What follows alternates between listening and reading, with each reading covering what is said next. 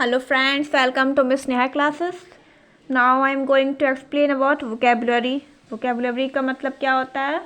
Collection of words, यानी बहुत सारे वर्ड्स का ये ग्रुप होता है, कलेक्शन होता है जिसमें बहुत कुछ बताया जाता है. किसी के मीनिंग सेम होते हैं, किसी वर्ड के मीनिंग डिफरेंट होते हैं, किसी का जो स्पेलिंग साउंड होता है यानी प्रोनाउंसिएशन जो होता है वो किसी का डिफरेंट आता है, किसी का सेम होता है. तो ये सारे जो बात हैं ये सब हम लोग का वोकेबुलरी के अंदर आता है. अब है फर्स्ट टॉपिक मेरा सिनोनिम्स. इसको हम लोग हिंदी में पर्यायवाची शब्द कहते हैं. जो भी वर्ड हम लोगों का दिया हुआ रहता है उस वर्ड का सेम मीनिंग होगा, same meaning as other one. यानी जो भी हम लोग का अगर 2 वर्ड हो 3 वर्ड हो उन सब के हम लोगों का मीनिंग जो है वो सेम आना चाहिए. जैसे सिक, इल, यानी दोनों का मतलब क्या होता है? बीमार. स्टूडेंट, पीपल, दोनों का मतलब क्या होता है? विद्यार्थी. बाई, परचेज, दोनों का मतलब क्या होता है? खरीदना. ये हो गया हम लोग का सिनोनिम्स का टॉपिक. अब आते हैं एंटोनिम्स में. इसका मतलब होता है विलोम शब्द.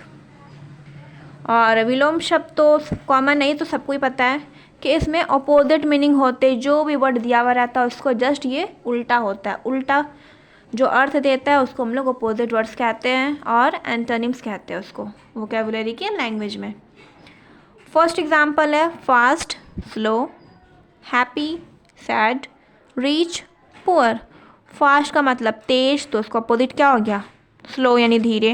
हैप्पी खुश, सैड का उदास. रिच का हो गया अमीर, पुअर का हो गया गरीब. तो ये रहा 2 टॉपिक वोकेबुलरी का, सिनोनिम्स और एंटोनिम्स. अब आते हैं हम थर्ड वाले टॉपिक पे, होमोनिम्स. तो होमोनिम्स में क्या है कि इसमें हम लोगों का सेम साउंड आता है.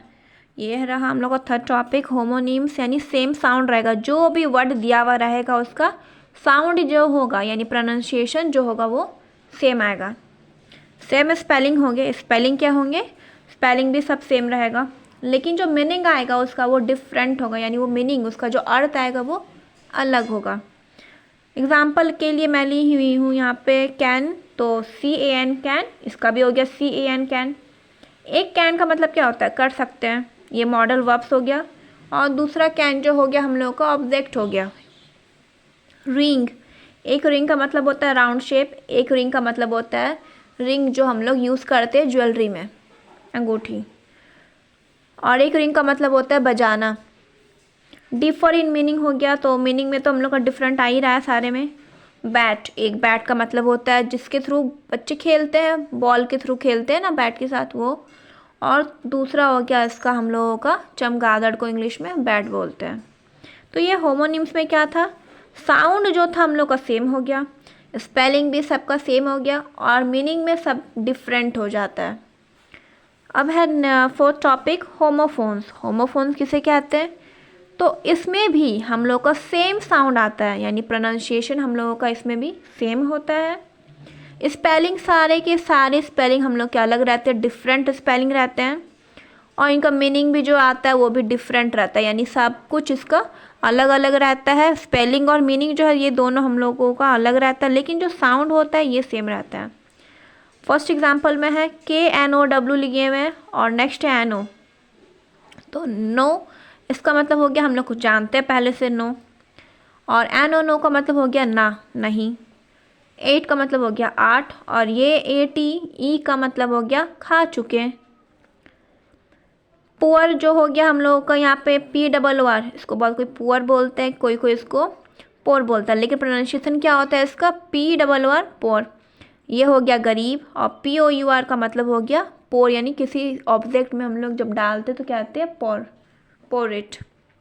नेक्स्ट है होमोग्राफ्स. होमोग्राफ्स में आ गया हम लोगों का कि जो वर्ड्स रहता है वो डिफरेंट मीनिंग्स का होता है. डिफरेंट मीनिंग होते हैं इसमें, सबके सारे के सारे अर्थ जो होते हैं अलग अलग होते हैं. स्पेलिंग जो होता है वो सेम होता है और प्रोनाउंसिएशन जो होते हैं इसमें अलग अलग तरीके से हम लोग करते हैं. क्लोज टू शट, यानी क्लोज का मतलब क्या होता है? एक बंद करना. और दूसरा क्लोज होता है यानी इसको कहते हैं नियर बाई, किसी के करीब आना या किसी के कांटेक्ट में रहना, तो हो गया क्लोज. BOW बॉ, इसका मतलब हो गया रिबन जो हम लोग यूज़ करते हैं नेक में। एक बॉ हो गया यानी बेंड होना, बॉ डाउन कहते हैं ना। फिर हो गया टीयर, टीयर का मतलब हो गया आंसू यानी आइज ड्रॉप। फिर नेक्स्ट टीयर का मतलब हो गया सेपरेट यानी कि अलग करना। तो ये हम लोग का 5 वोकेबुलरी वर्ड्स थे। फर्स्ट टॉपिक था हम लोगों का सिनोनिम्स, सेकेंड में था एंटोनिम्स, थर्ड में है होमोनिम्स, फोर्थ होमोफोन्स और fifth homographs. And for more videos like this, just like and subscribe my channel. Thank you.